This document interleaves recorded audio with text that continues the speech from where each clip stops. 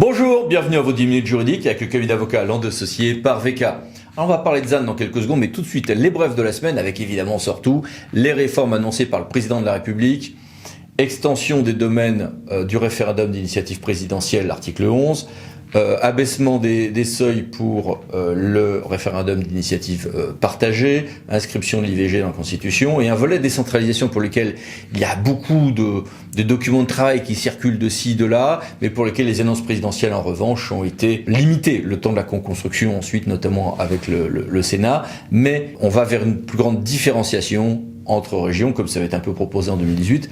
Attendons de voir en pratique cependant ce que ça donnera. Un arrêt intéressant est à noter en matière de formation, voici ici les références. Et puis le Conseil d'État nous a dit que quand on a, vous savez que pour certains litiges, on a parfois l'obligation de faire une médiation préalable obligatoire. La médiation peut être facultative, mais là elle est obligatoire pour certains domaines en matière de fonction publique et de litiges sociaux. Oui, mais si une administration dit, moi je mets fin à cette phase de médiation parce que ça marche pas. Est-ce que c'est en soi un acte attaquable? Non. Du coup, si quelqu'un attaque, le juge, bon enfant pour le coup, requalifiera ça en recours en fait contre le recours au fond principal. Les contentieux sur les élections législatives de 2022 sont clos et le Conseil constitutionnel en a tiré une petite synthèse avec surtout des propositions intéressantes. Voici ici les références. Alors la littérature, figurez-vous, peut être un outil juridique puissant anti-éolienne. Alors à la limite, on le savait déjà un petit peu à l'époque de Cervantes, mais ça rejoint également Marcel Proust. Pourquoi ? Des éoliennes sont prévues vers Combray. Combray, Marcel Proust. Oui, mais du coup, cet héritage culturel est à prendre en compte dans le volet paysager. Alors en réalité, il est à prendre en compte parce qu'il y a un volet paysager à la présence culturelle et touristique de Proust en l'espèce, avec des parcours pédestres, le classement du site, etc. N'allez pas juste dire qu'on ne peut pas faire une éolienne parce qu'un livre a été écrit sur place il y a 500 ans. Mais c'est un paramètre intéressant. Le Théâtre de Poitiers a censuré 2 projets de méga-bassines parce que ça ne respectait pas assez strictement les schémas d'aménagement ou directeur d'aménagement de gestion des eaux, sagesse d'âge. En matière de cours d'eau, il y avait un régime de simple déclaration simplifiée pour certains travaux et opérations de restauration des fonctionnalités naturelles des milieux aquatiques. Ça a été censuré par le Conseil d'État. Un nouveau décret rétablit cette rubrique, mais en tenant compte de ce qu'a dit le Conseil d'État. Un nouveau contentieux est annoncé. Ce décret était pourtant très en deçà de ce qui avait été prévu. À suivre. En matière de déchets, le Conseil d'État a rendu une décision intéressante et peu formaliste. Je m'explique. Ça fait pas mal d'années qu'on est censé voter un taux, et non plus un produit, en matière de taxe d'enlèvement des ordures ménagères. Si une année, on oublie de voter le taux, c'est pas grave si c'était en réalité le même taux que l'année précédente, d'une part, et que les documents budgétaires traduisent bien que c'est de ce dont il s'agissait, d'autre part, nous dit le Conseil d'État. Ouf. Et puis, un décret intéressant pour la fusion des REP en matière d'emballage. Voici ici les références. Il était très attendu, c'était le décret, à la suite d'une ordonnance, sur les marchés globaux de performance énergétique à paiement différé. Voici ici les références. Et puis une petite histoire intéressante. J'ai une société en matière de sécurité, qui promeut un certain type de montage contractuel en commande publique. Bien. Et il multiplie des rendez-vous ou des démarchages. Eh bien, à trop multiplier ces démarchages, plus de 10 fois sur une période de 12 mois que la Haute Autorité pour la transparence de la vie publique est assez libre d'apprécier, ils deviennent à ce stade-là des lobbyistes, des représentants d'intérêt, et doivent passer par toute la moulinette régie par la HATVP en la matière. Le JOUE est réformé, on est à une publication acte par acte et non plus jour par jour. Voici ici un mode d'emploi. Et puis pour les titres, CNI, passeport en ligne, on passe d'une durée de validité des pré-demandes de 6 à 12 mois avec évolution des pièces justificatives en ligne en cours de procédure. Et puis les mini-brèves, que voici, que voilà, et que voici encore. Mais passons à notre grand dossier, et c'est un grand dossier, ZAN, petits ajustements juridiques, grand réaménagement pratique. Le constat, on le connaît, les aires urbaines sont aujourd'hui 22% du pays, c'était 7% en 36. On a une augmentation forte de cette artificialisation, 28 400 hectares par an, surtout pour des logements, y compris quelques jardins, ce qui relativise légèrement. Ceci dit, cette progression de l'artificialisation va moins vite, il y a une décélération. Alors, il y a énormément de documents dans les années 2018, 2019, 2020 qui ont été très bien faits et qui sont encore utiles aujourd'hui en termes de levier ou en termes d'éléments d'analyse. Je vous ai mis ici quelques éléments. Et dans un premier temps, il y a eu des recommandations en 2019. Il y avait déjà une loi en 2010, mais qui n'allait pas très loin. Mais voici ici quand même quelques éléments. Des instructions gouvernementales, notamment en 2019, qui sont encore parfois brandies aujourd'hui. Un décret en 2019 sur l'orientation nationale pour les continuités écologiques. Une prise en compte dans les SCOT avec une importante ordonnance en 2020. Prise en compte pour l'aménagement commercial, là aussi à peu près à la même époque. Ça a été relancé par la Convention citoyenne pour le climat, avec quelques éléments ici. Je vous mets plein d'éléments, n'hésitez pas à mettre sur pause, j'ai voulu vous donner beaucoup d'informations, plus que ce que je veux dire à l'oral. Et puis déjà à l'époque, vous le savez tous très bien, quand on avait, dès les années 2016, 17, 18, quand on avait trop d'extension de l'urbanisation, les préfets bloquaient PLU ou SCOT. On pouvait attaquer, il mobilisait aussi les grands outils de la loi Elan, GOU, RT, PAT, mais surtout il bloquait des SCOT, parfois des PLU, PLUI hors SCOT, quand ça semblait trop peu vertueux en ce domaine. On pouvait attaquer les refus préfectoraux, mais ça prenait un temps fou. Et puis voilà, les choses commencent vraiment à changer avec quoi ? Avec la loi climat-résilience du 22 août 2021. Et un grand principe, l'artificialisation des sols doit être réduite de 50% dans les 10 prochaines années. Artificialisation stoppé en 2050 et transposition de ce principe dans tous les documents de planification avec des délais que voici ici à l'écran et qui ont changé ensuite, on va y revenir.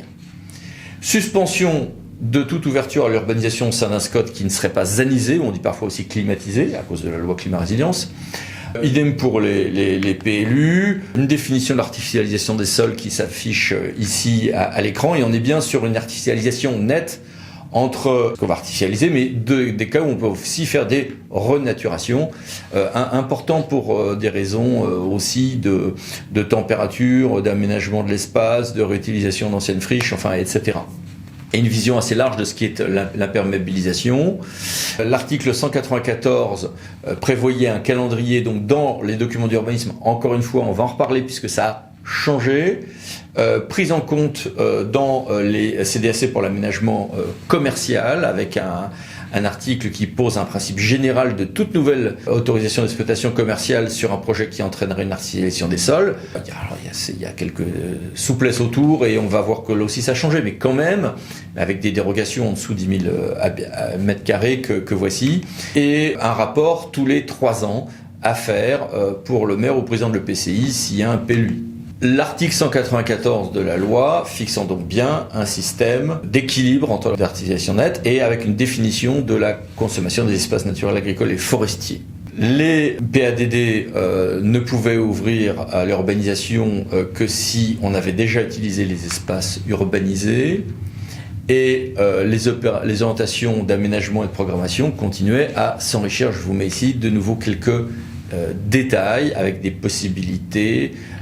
L'obligation, de prévoir dans certains secteurs du PLU une part minimale de surface non imperméabilisée ou éco-aménageable. Et puis, après cette loi climat-résilience, 3 décrets étaient annoncés. Il y en a un qui n'est toujours pas adopté, mais c'est en cours, c'est sur le rapport local, c'est le moins urgent. Les 2 qui ont été adoptés, c'est sur c'est quoi l'artificialisation, définition et la nomenclature de l'artificialisation des sols, et l'intégration dans les SRADET ou équivalents. Ces décrets, les voici, ces 2 décrets, voici, puis celui-ci, avec une circulaire ensuite, et puis toute une série de guides et autres. Ce calendrier qu'on nous a évoqué tout à l'heure a été légèrement assoupli une première fois par la loi 3DS. Voici ici quelques détails qui apparaissent à l'écran, et quelques ajustements pour l'exploitation commerciale notamment. Voici ici les textes à l'écran conduisant une nouvelle circulaire. Et puis, le Sénat, les acteurs de terrain On trouvait quand même que tout ceci allait très vite en dépit des souplesses de calendrier très limitées données par la loi 3DS. Le Sénat s'empare du sujet, le gouvernement finit par se mettre d'accord avec le Sénat pour aboutir à un certain nombre de souplesses nouvelles, et ce fut la loi du 20 juillet 2023. Cette loi comporte 9 grandes nouveautés que là aussi je vais passer en revue très vite. Assouplissement nouveau sur un certain nombre de délais. Création à l'échelle régionale d'instances de gouvernance dédiées à la lutte contre l'artificialisation des sols et qui peuvent être aussi départementales dans certains cas. Exclusion, sortie du ZAN pour certains grands projets nationaux d'envergure européenne. Commission régionale de conciliation en cas de désaccord entre l'État et les collectivités territoriales. Existence d'une surface minimale d'1 hectare mutualisable à l'échelle intercommunale, où là on va sortir du ZAN. Pour les communes littorales, non prise en compte des surfaces urbanisées, artificialisées, qui en réalité seront sous l'eau dans 10 ans ou ont vocation à être renaturées en tout cas, plus largement.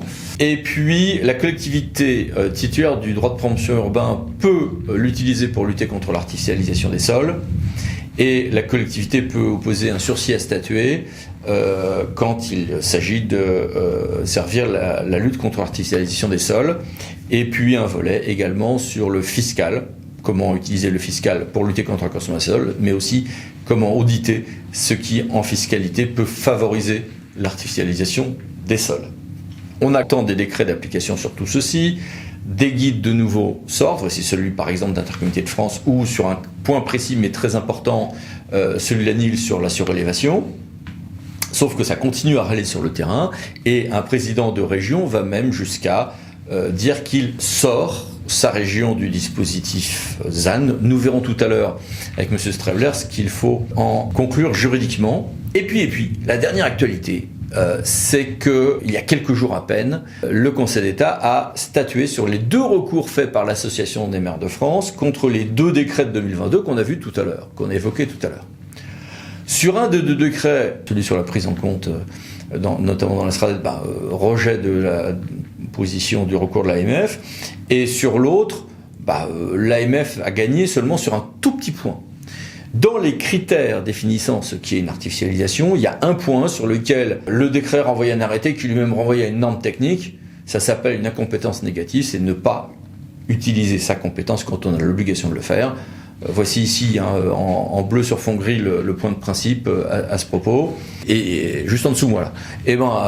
Non, ça marche pas. Voilà. Donc la censure, donc l'AMF a gagné, mais sur un tout petit point, sur un seul de ces 2 recours. Le gouvernement va devoir revoir sa copie, donc, sauf que de toute manière, des décrets étaient déjà en cours post-loi de l'été 2023. Sur tout ceci, quelques questions à M. Strebler. Merci d'être avec nous. Bonjour. Première question, que se passe-t-il pour les SCOT et les PLU si une région n'intègre pas le ZAN ? Le SRADET a jusqu'au 22 novembre 2024 pour intégrer des objectifs de réduction de la consommation foncière et notamment les moduler sur les différentes parties du territoire régional. La loi climat avait imaginé que peut-être une région n'arriverait pas, ou éventuellement ne voudrait pas, climatiser son SRADET et a prévu les conséquences de l'absence d'intégration d'objectifs de réduction de la consommation foncière dans les SRADET. Ces conséquences sont que les objectifs nationaux vont s'imposer directement aux SCOT ou aux PLU, aux cartes communales en l'absence de SCOT, c'est-à-dire que les SCOT et les PLU, en l'absence de SCOT, vont devoir engager une procédure pour intégrer directement l'objectif national moins 50%, sans mutualisation des projets d'envergure régionale, sans mutualisation des projets d'envergure nationale. Donc, c'est moins 50% pour tout le monde pour la période 2021-2031 par rapport à la période 2011-2021. Et ceci, donc, à mettre en route de manière à ce que les SCOT soient effectivement eux-mêmes climatisés pour le mois de février 2027 et les PLU pour le mois de février 2028. Et avec quel impact sur la légalité du SRADET ? Bien évidemment, un SRADET qui ne respecte pas la loi, qui ne comporte pas ce que la loi exige qu'il comporte, est un document illégal, il ne respecte pas la loi. On est d'accord que la censure opérée par le Conseil d'État reste de peu d'impact, surtout à court terme. Par contre, qu'elle traduit un petit relatif flou du texte censuré, ou plus précisément une incompétence négative. L'Association des maires de France avait engagé 2 recours tendant à l'annulation de 2 décrets pris par le gouvernement pour l'application de la loi climat sur les domaines de la réduction de la consommation foncière. Décret du 29 avril 2022. Premier décret concernait le contenu du SRADET et en particulier le fait que les objectifs de réduction de la consommation foncière, la trajectoire, les objectifs décennaux avaient vocation à être déclinés dans des règles. Or, cela dérangeait les élus locaux dans la mesure où il y a une obligation de compatibilité pour les SCOT avec les règles et que vis-à-vis des objectifs, les SCOT n'ont qu'une obligation de prise en compte. Donc théoriquement, une obligation juridique moindre de prise en compte que de compatibilité. Or, le Conseil d'État refuse de considérer que ce décret est illégal dans la mesure où c'est la logique même, l'architecture même d'un SRADET tel que défini dans le Code général des collectivités, que de comporter des objectifs qui ont vocation à être déclinés dans des règles. Objectifs qui doivent être pris en compte par les SCOT et règles avec lesquelles les SCOT doivent être compatibles. Donc, aucune illégalité du décret du 29 avril sur ce point et donc validation de ce décret. Deuxième décret critiqué par l'Association des maires de France concerne la nomenclature de l'artificialisation des sols. Or, cette nomenclature n'aura de toute façon vocation à s'appliquer qu'à partir de 2031, donc il n'y a pas d'urgence particulière, si ce n'est de calibrer les bases de données pour assurer le suivi d'ores et déjà de l'artificialisation des sols sur la période 2021-2031. Eh bien, le Conseil d'État, cette fois, a annulé un alinéa, un paragraphe d'un article réglementaire issu de ce décret du 29 avril 2022 sur la nomenclature de l'artificialisation des sols, en tant que le décret renvoyait à un arrêté ministériel pour définir le pas de mesure, donc les surfaces mesurées pour prendre en compte les différents éléments de la nomenclature. Or, la loi climat avait clairement exprimé que ce pas de mesure de l'artificialisation des sols devait être fixé par décret. Donc, le décret ne pouvait pas se défausser sur un arrêté ministériel. Donc, le Conseil d'État censure cette absence de définition du pas de mesure dans le décret et le gouvernement a d'ores et déjà soumis à consultation publique un nouveau projet de décret sur la nomenclature des sols qu'il a redéfini et qui devrait donc être publié dans les jours ou dans les toutes prochaines semaines. Et sur le terrain, tout s'apprécie au cas par cas, mais quelles sont les solutions usuelles pour réussir à faire quand même du ZAN sans que ça soit un enfer? Comment est-ce qu'on va faire concrètement pour limiter la consommation d'espaces agricoles, naturels et forestiers, tout en veillant à ce que nos villes et nos villages ne se transforment pas en enfer de béton et d'asphalte sans la moindre végétation, juste parce qu'il faut construire toujours plus sans s'étendre vers l'extérieur. Alors, quelles sont les modalités selon lesquelles on va pouvoir envisager de réduire cette consommation d'espace, de réduire l'artificialisation des sols? C'est par exemple de rechercher dans le tissu bâti, s'il n'existe pas, des dents creuses, des terrains finalement disponibles à la construction, dont actuellement les propriétaires ne cherchent pas à valoriser sous forme de construction le potentiel que présentent ces terrains. Eh bien, un jour ou l'autre, peut-être que les propriétaires vont changer d'avis ou qu'on va changer de propriétaire et que les nouveaux propriétaires pourraient se dire, bah, finalement, c'est des terrains sur lesquels on peut imaginer de construire et de remplir ce creux dans la vie. Bon. Autre solution, bah, utiliser une partie des terrains déjà bâtis et finalement sous-utilisés.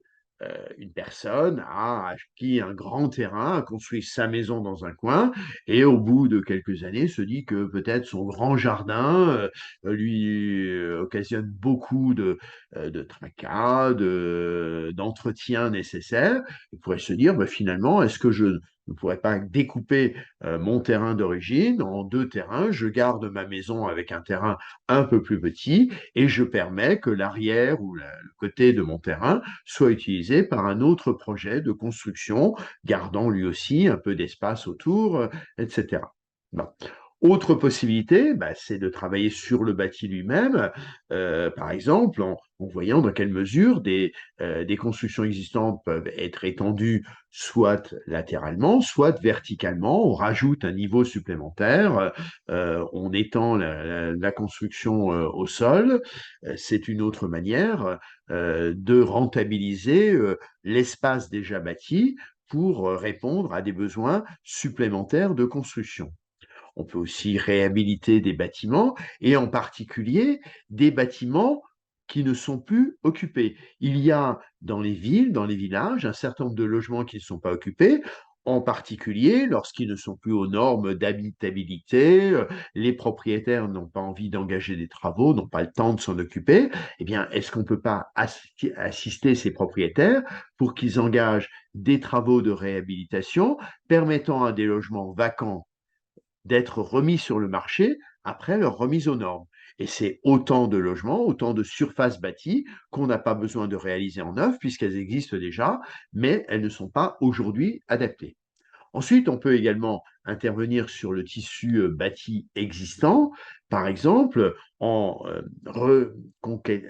la reconquête de friches ou de locaux inoccupés, alors non pas en les réhabilitant parce qu'ils sont trop vieux, trop abîmés, mais tout simplement en les nettoyant, les démolissant et en reconstituant sur ces surfaces qui sont déjà artificialisées, qui ont déjà été prises à la nature ou à l'agriculture, en remettant des opérations urbaines nouvelles, tout en maintenant évidemment un quota d'espace vert dans ces opérations, etc. Bon.